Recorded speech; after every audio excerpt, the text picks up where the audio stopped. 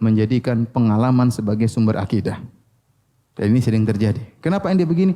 Pengalaman. Pengalaman. Saya baca ayat kursi 700 kali, kemudian saya sembuh. Misalnya pengalaman. Kemudian dijadikan akidah. Kita bilang tidak bisa. Ya.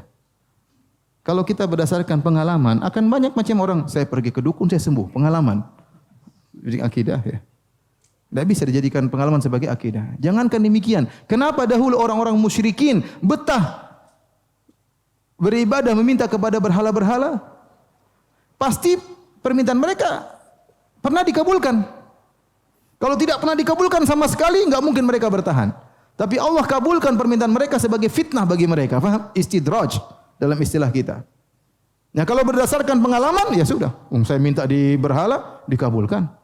Dan agama-agama lain akan mengatakan demikian. Saya pergi ke gereja minta kepada Yesus, dikabulkan. Selesai. Mau apa ente? Pengalaman siapa yang mau dipakai kalau begitu? Hah? Kalau kita pakai pengalaman, nanti ahlul batil, ahlul syirik, mereka juga berdalil dengan pengalaman. Itu terjadi. Nah, saya pengalaman, saya pergi ke ikut agama ini, saya menjadi tenteram dan tenang. Saya ikut berdoa minta di penghuni kubur atau berdoa di pinggir kuburan, maka dikabulkan. Pengalaman.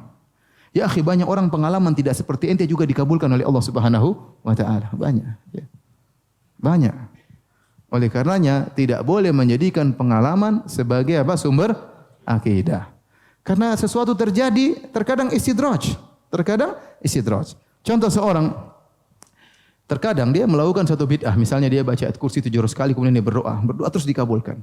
Bisa jadi bukan karena 700 ayat kursinya ya dengan jumlah 700 tertentu, tapi karena benar hatinya sangat berharap kepada Allah, Allah kabulkan. Paham?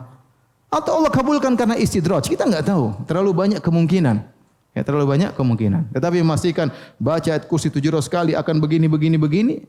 Dalilnya apa? Pengalaman, repot kalau begitu. Repot. Maka ini akan berkembang.